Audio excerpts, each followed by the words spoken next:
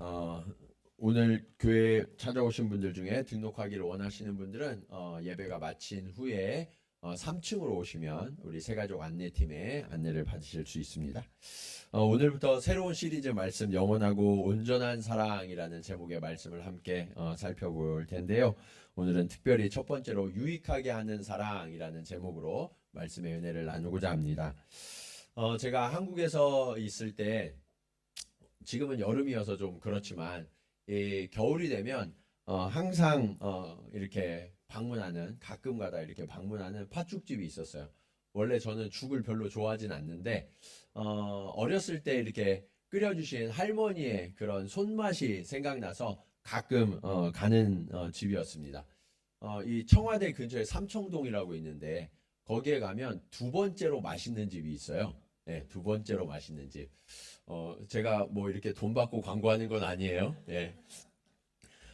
그런데 그 집에 가서 이렇게 팥죽을 처음 먹게 됐는데 궁금하더라고요. 그러면 첫 번째로 맛있는 집은 어딜까? 이 사장님은 어디를 첫 번째로 생각하실까? 이렇게 좀 궁금해서 제가 사장님께 여쭤봤어요. 그러면 첫 번째로 맛있는 집은 도대체 어디입니까? 그랬더니 이분이 뭐라고 하셨냐? 그야 어머니가 집에서 끓여주시는 팥죽이 제일 맛있죠. 예. 그 말씀을 듣는데 망치로 뒤통수를 한 대 맞는 것 같더라고요. 내가 참 어리석은 질문을 했고 이분은 참 지혜로운 대답을 해주셨구나라는 생각이 들었어요. 나이가 들어갈수록 어머니의 손맛이 그리워지는 것 같습니다. 사실 우리는 자랄 때는 그 어머니의 손맛이 그렇게 맛있는 건지 잘 모르다가 이렇게 해외에 나와서 사시면 그 어머니의 손맛이 왜 이렇게 그리운지 모르겠어요. 우리의 몸과 마음이 이 어머니의 손맛에 그냥 길들여져 있는 것처럼 익숙해져 있죠. 어, 사실 생각해 보면 어머니의 손맛이 그렇게까지 맛있지는 않을 수도 있거든요. 네. 더 맛있게 요리하시는 분들이 충분히 계실 수 있어요. 그럼에도 불구하고 이 어머니의 손맛이 우리에게 각인되어 있는 이유는 무엇일까? 거기에는 아주 특별한 이 재료가 있는데 그게 바로 사랑이라는 재료가 아닐까라고 생각이 됩니다. 저는 오늘 여러분들과 함께 이 영원하고 온전한 사랑 시리즈 말씀을 함께 나누면서 우리의 삶 가운데에도 하나님의 사랑이 깃들지 않으면 그 맛을 잃게 되지만 이 사랑이 깃들여져 있을 때 비로소 우리의 삶이 만나게 변해진다라는 것을 함께 깨닫고 그 사랑을 우리도 함께 실천하고 또 흉내도 내보는 그런 시간이 되기를 원합니다. 첫 번째로 유익하게 하는 사랑이라는 제목의 말씀을 함께 나누려고 하는데요. 사랑에는 어떤 유익이 있을까요? 첫 번째로 사랑은 말과 소리에 의미를 더해준다라고 이야기하고 있습니다. 여러분, 우리 인간을 생각해 보면 그렇게 대단한 존재는 아닐 수 있어요. 우리보다 훨씬 강한 존재들이 있거든요. 짐승을 생각해 보면 사자나 호랑이처럼 우리는 그렇게 강하지 못합니다. 또 매나 독수리의 그 시력은 너무나 대단해서 정말 멀리 있는 것까지 바라보는데 우리는 눈앞에 있는 것도 잘 바라보지 못할 때가 참 많이 있죠. 그리고 우리 성도님들 가운데에도 그 강아지 좋아하시는 분들 계시잖아요. 이렇게 직접 기르시는 분들도 많이 계시고 강아지는 어떤가요? 그 청각과 후각이 인간하고는 비교되지 않아요. 이렇게 신체적인 능력이나 이런 것들을 보면 사람은 그렇게 대단한 존재가 아닙니다. 그럼에도 불구하고 우리 인간은 온 세상을 지배하게 됐어요. 어떻게 이런 일이 일어나게 됐을까? 사회학자들은 그 이유 중에 하나가 바로 언어다라고 이야기합니다. 인간은 언어를 통해서 아주 깊은 소통을 하면서 체계적이고 고도화된 사회를 이루었고 그 사회를 이룬 그 힘이 짐승들을 능가하게 되었다라고 이야기하는 거죠. 이 이야기를 잘 생각해 보면 반대로 우리의 언어가 제대로 소통이 되지 않으면 우리는 짐승보다도 못한 존재가 될 수 있다는 거예요. 하나님은 우리를 모든 피조물 위에 뛰어난 존재로 만드셨는데 그 뛰어난 존재의 특성이 뭐냐? 바로 언어라는 거예요. 자, 그렇다면 우리 인간을 모든 피조물보다 뛰어나게 하신 그 언어의 특성이 무엇이고 그 힘은 어디에서 오는 걸까요? 오늘 본문이 바로 그것을 이야기해 줍니다. 자, 1절 말씀 한번 같이 읽어볼까요? 자, 시작.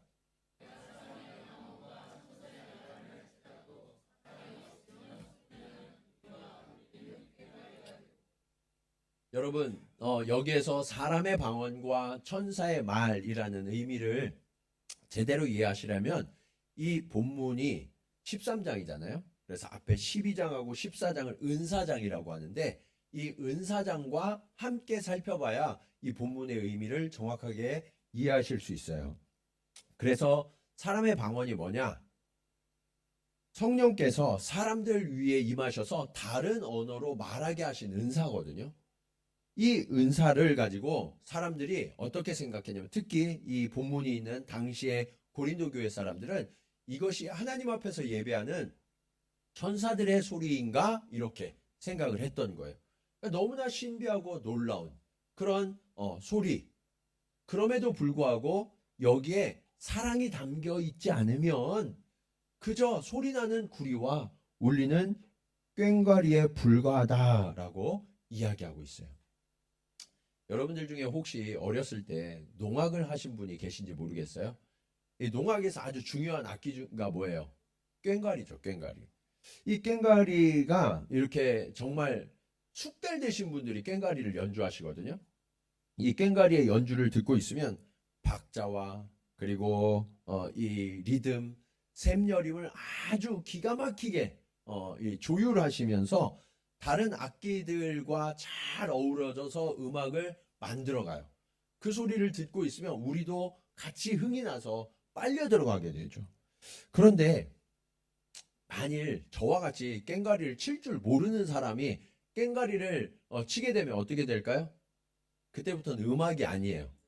시끄러운 소음이 돼요. 그냥 울리는 구리와 같이 되고 마는 거예요. 말이 그래요. 말. 여러분, 말은요, 어우러져야 그때부터 대화가 되는 거예요. 그런데 어우러지지 못하면 소통이 이루어지지 않으면 우리의 말은 그냥 소음이 되어버리고 만다는 거예요. 그래서 여러분, 우리가 하는 말이 대화가 되고 소통이 되려면 어떻게 해야 될까요? 가장 중요한 것은 경청하는 자세가 필요해요. 경청하는 자세. 경청하려고 그러면 우리 중심에 상대방을 존중하는 마음이 있어야 경청이 돼요. 이게 되지 않으면 아무리 말이 많이 오가더라도 그것은 그냥 시끄러운 소리, 소음에 불과하게 될 뿐이에요. 여러분, 시끄러운 소음으로 흩어지는 말, 이걸 뭐라고 하냐? 그걸 잔소리라고 그래요. 많이 해보셨죠? 또 많이 들어보셨죠? 예. 잔소리를 하거나 들으면 그게 어떻게 효과가 좀 있어요? 예. 그 말이 나를 바꾸나요? 전혀 그렇지 않아요. 잔소리는 한 귀로 들어왔다가 한 귀로 나가는 그냥 소음이에요. 예. 그런데 우리는 왜 이걸 멈추지 못할까요? 예. 우리의 마음에 사랑이 담기지 않으면 이걸 멈출 수가 없어요. 예. 저는 목회하면서 이 사실 아주 깊이 깨달은 적이 있습니다. 이전에 한국에서 사역할 때 어느 토요일에 한 남자 집사님으로부터 아주 급한 목소리의 전화가 들려왔어요. 전화로 목사님 아주 급한 일이 생겼는데 혹시 괜찮으시면 지금 바로 저희 집에 좀 방문해 주실 수 없으실까요? 너무나 간절한 그 집사님의 음성 때문에 뒤에 있던 많은 스케줄들을 좀 미루고 집사님의 집으로 급하게 방문을 하게 됐어요. 초인종을 누르고 방으로 들어가니까 집사님이 빨리 저를 소파에 앉으라고 하시더니 제가 앉자마자 제 앞에 무릎을 탁 꿇으시는 거예요. 그러면서 50대 중반에 그 덩치 큰 남자 집사님이 엉엉 우시면서 목사님, 저는 정말 죄인입니다. 이렇게 흐느끼시는 거예요. 제가 깜짝 놀라서 소파에 앉아 있다가 내려와서 그 집사님의 어깨를 잡고 같이 무릎을 꿇고 집사님 도대체 무슨 일이세요? 이렇게 여쭤봤어요. 사실 이 집사님 부부가 몇 달 전부터 교회에서 하는 부부 세미나 과정을 들으시고 이제 마지막 세미나를 듣고 오셨거든요. 그런데 그 세미나에서 들었던 말씀이 자기 심장을 때렸다는 거예요. 그러면서 내가 그동안 살아오면서 30년 동안 아내랑 함께 살아왔는데 아내를 얼마나 터무니없이 대하고 있었는지 정말 회개를 해야 되겠다는 생각이 들었다는 거예요. 근데 회개를 그냥 내 혼자 하고 나면 또 다시 원래 내 모습으로 돌아갈까봐 이것을 정말 누군가 이렇게 공신력 있는 누군가에게 이 회개를 좀 하고 싶은데 제가 생각나더라는 거예요. 그래서 목사인 저를 불러다 놓고 그 앞에 무릎을 꿇고 울며 회개하셨던 거예요. 그 말씀을 듣는데 생각해 보니까 제가 들을 회개는 아니더라고요. 네. 그래서 아내 집사님 어디 계시냐 그러니까 방 안에 들어가 계신 거예요. 나오시라고. 그리고서 다시 회개를 하시라고. 아내 앞에 무릎을 꿇고 울며 회개하세요. 집사님 말씀이 그러시네요. 아주 정확하게 이 표현을 쓰셔서 제가 10년도 넘었는데 그 표현을 정확하게 기억해요. 지금까지 나는 당신의 말이 외계어인 줄 알았어. 아내가 하는 이야기가요. 들리지 않았다는 거예요. 도대체 어느 나라 말도 아니고 외계 언어와 같이 그냥 한 귀로 들어왔다가 한 귀로 흘려나가는 그런 외침 소리에 불과했다는 거예요. 그러다 보니까 아내의 마음을 이해하지 못하고 도대체 무슨 소리를 하는 거야? 그러면서 화만 내면서 살아오셨다는 거예요. 그런데 이 집사님이 말씀 앞에 깨어지면서 이제 아내에게 정말 진실된 용서를 구하자 두 분의 관계가 회복됐어요. 그 다음부터 두 분의 하시는 말씀은 대화가 되고 소통이 되기 시작했어요. 가정이 완전히 변하고 회복되었어요. 여러분, 우리의 언어에 이처럼 사랑이 담기지 않으면 대화가 되지 않아요.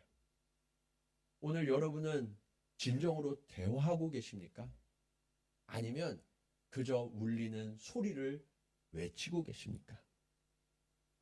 우리의 가정에서, 우리의 일터에서, 또 우리의 모든 관계 속에서 우리의 말들은 사랑이 담긴 대화입니까? 아니면 그냥 외침입니까? 간절히 바라기는 오늘 저와 여러분이 이 말씀 앞에서 우리 자신을 돌아보고 우리의 언어가 진정한 대화요, 소통으로 거듭나게 되시기를 주님의 이름으로 간절히 축원합니다. 자, 사랑은 어떤 유익을 줄까요? 두 번째로, 사랑은 지식과 능력의 가치를 더합니다. 여러분, 우리의 소중한 관계를 망치는 이유 중에 하나가 우월감이에요. 2절 말씀 우리 한번 같이 읽어볼까요? 자, 시작.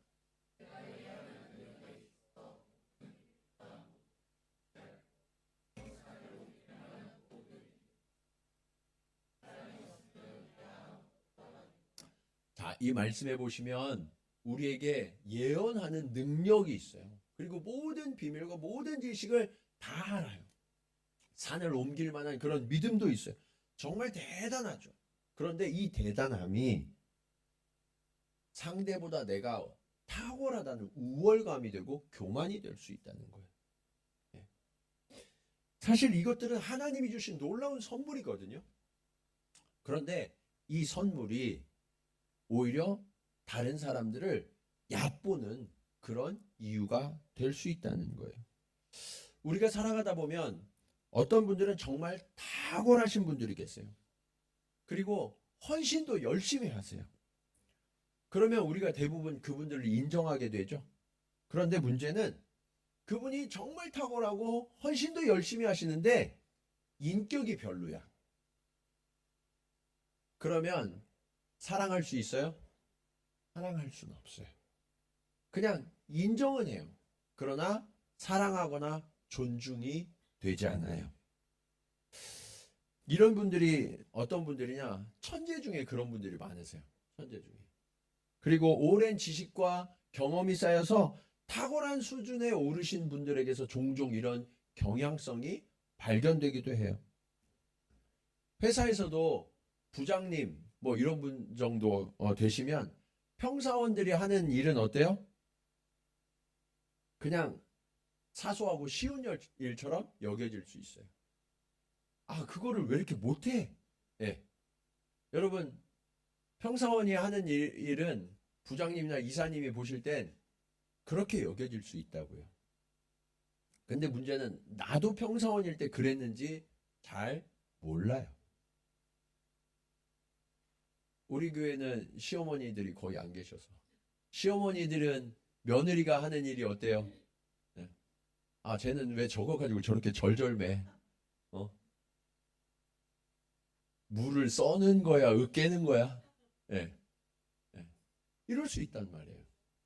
예. 왜요? 나는 너무 쉽게 그거를 하니까. 교회에서도 마찬가지예요. 담임 목사나 한 분야에 오랫동안 사역 경험이 있으신 우리 평신도 리더분들, 그런 분들은 지금 막 이렇게 출발하고 있는 사람들에게는, 성도들에게는 대단한 능력과 지식과 믿음이 있는 것처럼 보일 수 있어요. 그런데 문제는 그 탁월함과 경험, 지식, 믿음이 아무리 커도 사랑이 없으면 아무것도 아니라는 거죠. 네. 이것이 바로 말씀이 경고하는 이유예요. 그래서 저와 여러분이 가진 지식과 능력과 믿음이 정말 가치가 있는 게 되려면, 그러면 거기에 사랑을 담아서 행해야만 하는 거예요. 네. 이 사랑이 느껴질 때 탁월함과 뛰어남이 비로소 존중으로 이어지게 되는 거예요. 여러분 주변에 존중하는 분들이 계세요? 네. 내가 정말 존중하는 분. 네. 그런 분들은 인격이 탁월하셔서 네. 사랑이 그 안에 담겨져 있기 때문에. 하나님께서 저와 여러분에게 지식과 능력과 믿음을 주신 이유가 뭘까요? 그것은 바로 그 사랑으로 섬겨서 하나님을 나타내라고 주시는 거죠. 저는 우리 교회를 볼 때 정말 감사한 게 있어요. 그게 뭐냐? 묵묵히 뒤에서 정말 표신하지 않게 섬기시는 분들이 많아지고 있다는 거예요. 이런 분들은 앞에 이렇게 끌어내고 아 정말 감사합니다 그러면 막 얼굴이 빨개지면서 어쩔 줄을 모르세요. 예. 그런데 여러분, 이런 분들은 아무도 알아주지 않아도 조용히 섬기시는데 가장 큰 특징이 뭐냐? 시간이 흘러도 섬김에 변함이 없어요. 누가 알아주든 알아주지 않든 상관이 없으니까.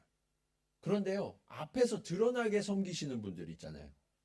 이분들이 마음이 그런 게 아니라 원래 자리가 또 그런 자리들이 있어요. 앞에 서서 이렇게 드러나게 섬겨야 되는 분들. 그런 분들은요, 왠지 모르게 누가 알아주지 않으면 서운해질 수 있단 말이에요. 그래서인지 정말 꾸준하게 변함없이 오랫동안 섬기는 분들이 많지 않아요. 뒤에서 묵묵히 조용하게 섬기시는 분들은 그 섬김이 오래 가더라고요. 여러분, 제가 어머니 주일 때도 말씀드렸는데 대부분의 자녀들이 아버지나 어머니 중에 누구를 더 친밀하게 생각하고 더 사랑할까요? 네. 네. 안타깝게도 그래요. 네, 저도 아버지라 너무 안타까워요. 네. 근데 왜 그럴까? 아버지들은 사랑하지만 힘과 권위가 있어요. 예. 때로는 그 힘과 권위가 무섭게 다가오기도 하거든요. 그런데 어머니들은 어때요? 어머니들은 늘 겸손하게 묵묵히 사랑해 주세요. 품어 주세요. 이해해 주세요. 그러니까 그 어머니는 더 가깝게 느껴지고 친밀하게 느껴질 수밖에 없는 거죠. 저는 이런 섬김을 실천하시는 분들이야말로 주님이 기뻐하시는 신앙의 영웅들이라고 생각해요. 여러분, 우리의 지식, 우리의 능력, 우리의 경험, 우리의 은사, 우리의 재능에 사랑이 담겨져 있습니까? 이 사랑이 담기지 않으면 우리의 뛰어남은 결코 뛰어남이 아니라 오히려 상대를 주눅들게 하고 아프게 하는 무기가 될 수 있다는 사실을 우리는 기억해야 해요. 자, 우리가 옆에 계신 분들하고 한번 결단하면서 인사해 볼까요? 우리 겸손히 섬깁시다. 또 한 번 더 사랑으로 섬깁시다. 예, 예, 이 겸손한 사랑으로 저와 여러분에게 주신 것들을 잘 섬겨주시는 우리 모두가 되기를 간절히 축원합니다. 자, 사랑이 주는 유익은 어떤 걸까요? 오늘 말씀의 마지막 교훈입니다. 사랑은 일과 행함을 유익하게 해요. 아까 말씀드린 대로 하나님께서 우리에게 은사와 재능과 지식과 경험과 능력을 주셨는데 왜 이걸 주셨냐? 우리보다 연약하고 부족한 사람들을 섬기라고. 그리고 주께서 맡기신 그 사명을 감당하라고. 여러분, 그런데 이런 섬김과 나눔을 실천하실 때 아주 중요한 원칙이 있어요. 3절 말씀입니다. 같이 한번 읽어볼까요? 자, 시작.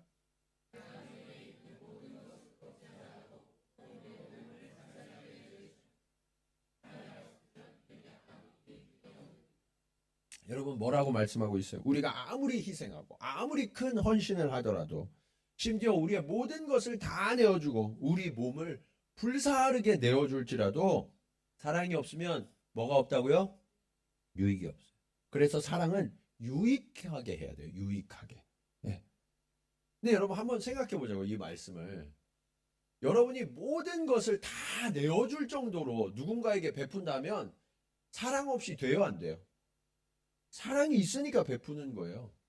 심지어 여러분의 몸을 그 사람을 위해서 불살라서 내어줘요. 그러면 사랑하는 거예요? 사랑하지 않는 거예요? 사랑하는 거예요. 그런데 왜 성경은 사랑이 없으면 아무 유익이 없다고 말씀하셨을까? 분명히 사랑하는데 내가 느끼는 사랑이 중요한 게 아니라 상대가 느끼는 사랑이 중요하다는 거예요. 나는 열심히 헌신하고 사랑했는데 상대는 그렇게 느끼지 않을 수 있을까요? 없을까요? 있다는 거예요. 있다는 거예요. 요즘 이 사실을 뼈저리게 느끼는 분들이 있어요. 그게 뭐냐? 은퇴한 가장들. 네, 은퇴한 가장들. 제 친구들도 요즘 명퇴를 하는 분들이 자꾸 생기고 있어요. 네. 이야기를 들어보면 자신은 아내와 가족들을 위해서 매일 새벽부터 밤 늦은 시간까지 쉬지도 못하면서 평생을 헌신했다고 이야기해요. 회사에서 정말 너무너무 힘들고 어려운 순간들도 있었는데 오직 가족들 생각하면서 꾹 참고 버텨왔다는 거예요. 그리고 그렇게 하는 게 가족을 위해서 최고로 사랑하는 방법인 줄 알고 그렇게 살아왔다고 이야기해요. 그런데 은퇴를 하고서 집에 머무니까 내가 30년 동안 그렇게 수고했는데 한 3주쯤 지나니까 시선이 달라지더라는 거예요. 아내랑 아들이랑 딸이 불편해하기 시작하는 거예요. 불편해. 아빠랑 남편이랑 같이 있는 걸 불편해. 새벽부터 밤늦게까지 일만 하고 쉬는 날에도 출근해서 일하다 보니까 일에 대해서는 누구보다 잘 알고 탁월한 사람이 됐어요. 누가 물어봐도 다 대답할 수 있는 전문가가 됐단 말이에요. 근데 일에 물러나서 이제 가족들과 함께 하니까 가족들에 대해서는 아는 게 없다는 거예요. 가족들에 대해서. 아내가 도대체 뭘 좋아하는지, 네. 아들과 딸이 어떤 것을 즐거워하는지, 그걸 모르니까 대화를 해도 코드가 안 맞아요. 애써서 한마디 했더니 집안이 싸늘해졌대요. 예. 그러니까 말할 용기가 안 생긴다는 거예요. 아, 다음에 말했다가 또 이렇게 무안하면 어떻게 하지? 예. 그래서 맨날 강아지랑만 이야기하는 그런 가장들이 점점 늘어가고 있어요. 여러분, 밖에서는 정말 유능한 사람이거든요. 그런데 집에만 오면 답답하고 무능해진 가장들이 돼요. 이게 얼마나 안타까운 일이에요.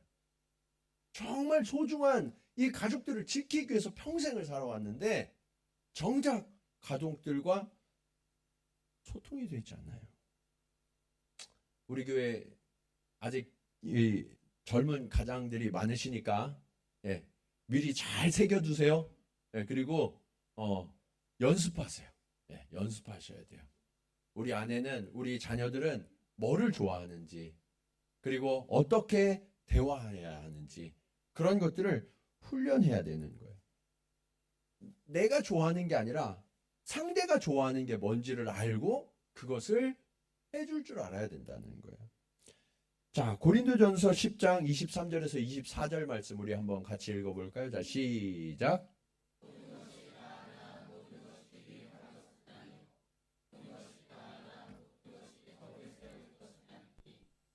24절.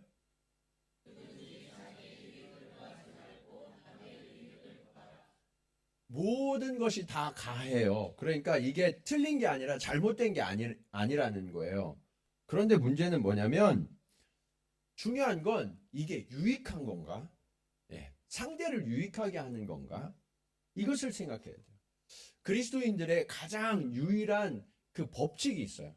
그리스도인들은 옳고 그름을 따지면 안 돼요. 모든 것이 가하단 말이에요. 죄가 아니면. 그러면 어떻게 해야 되냐? 이게 유익한 건가?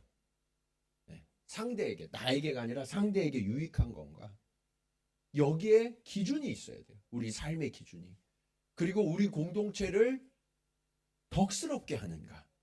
여기에 기준이 있어야 돼요. 자꾸 옳고 그름을 따지니까 싸우는 거예요. 네. 여러분, 옳고 그러면요, 다 사람마다 기준이 다르다니까요. 그래서 내가 좋은 거 하려고 하면 안 되고 상대가 좋아하는 거, 상대를 유익하게 하는 일들을 우리가 행해야 그게 진짜 사랑이에요. 이해되셨어요? 네.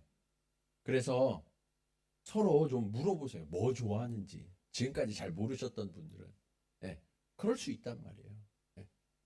그럼 또 화내지 마시고 지금까지 얼마를 살았는데 그것도 몰라 이러지 마시고 불쌍하게 여기면서 그것도 모르고 살아오느라 얼마나 불쌍해요. 그러니까 내가 가르쳐 줄 테니까 잘 들어 하고서 친절하게 이야기를 해주셔야 돼요.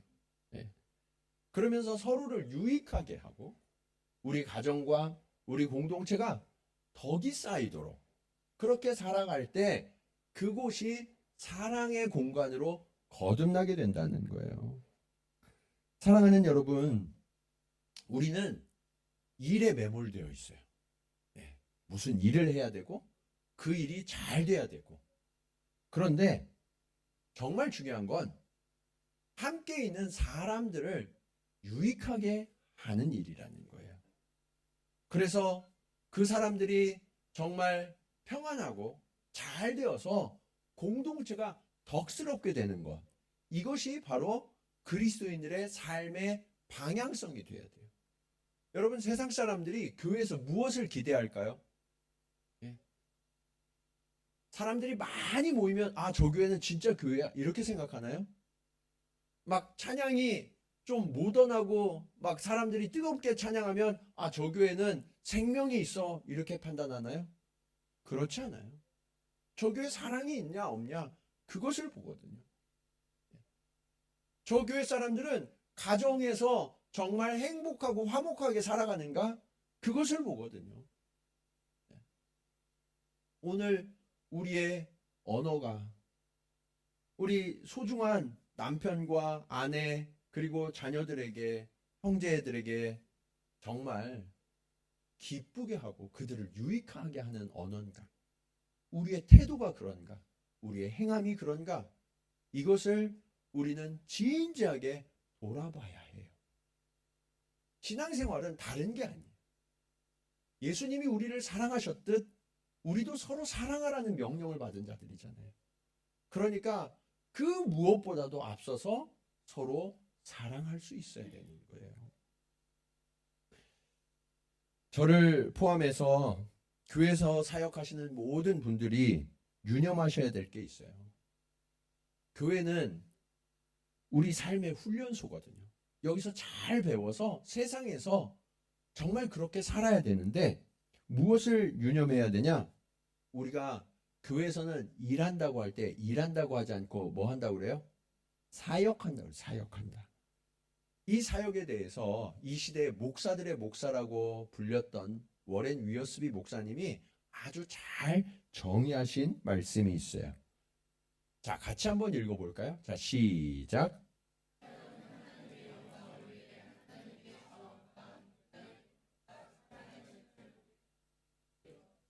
자, 사역은 어떤 거냐? 하나님의 영광을 위해서.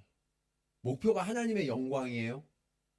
그런데 하나님이 자원을 가지고 계세요. 우리는 필요가 있죠.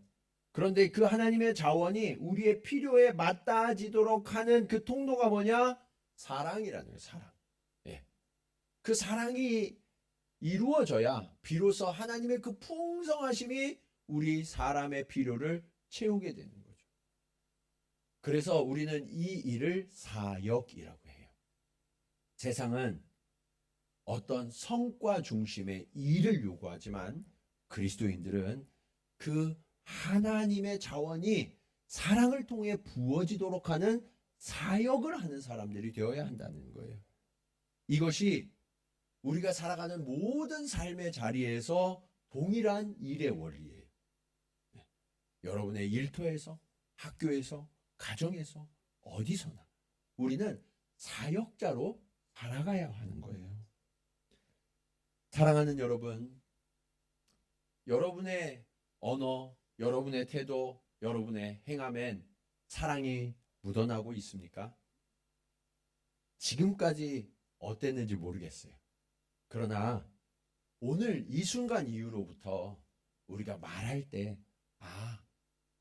내 언어에 사랑이 담겼는가? 그렇지 않으면 나는 소리나는 구리에 불과해.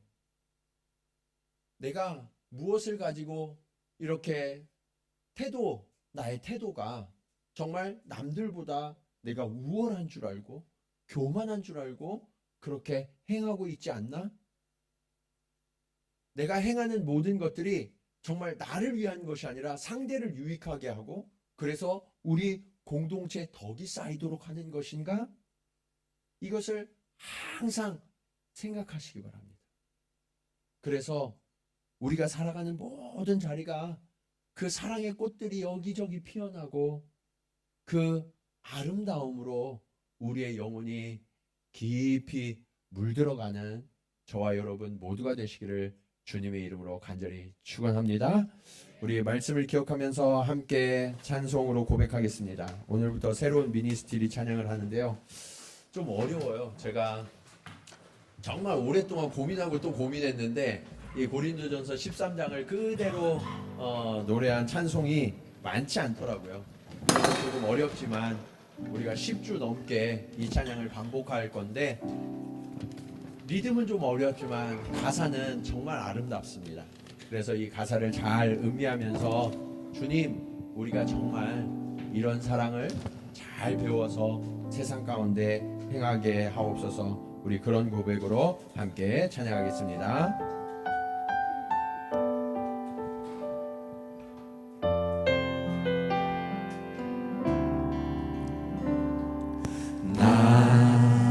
지금껏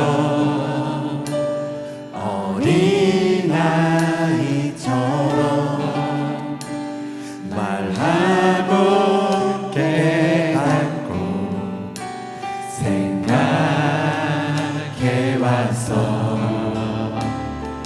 주 나에게 가르쳐준 것처럼 성장한 사람의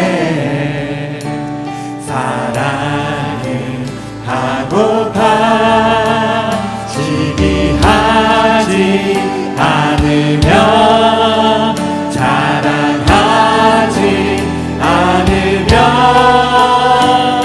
오래 참고 온유하며 내 유익을 구하지 않는 그런 사랑 교만하지 않으며 무례하지 않으며 불의를 미워하고 진리만을 즐거워하는 그런 사랑 하고파